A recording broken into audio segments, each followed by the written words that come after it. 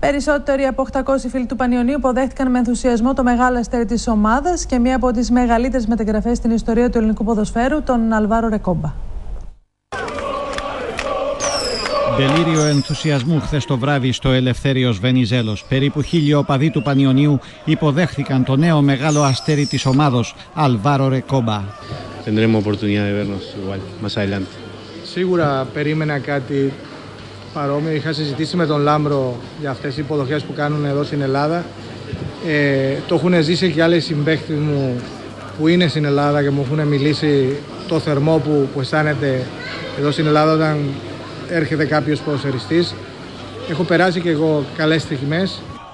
Χαμογελαστός και καταδεκτικός ο σπουδαίος ποδοσφαιριστής υποσχέθηκε ότι θα δώσει τον καλύτερό του εαυτό για τον Πανιώνιο.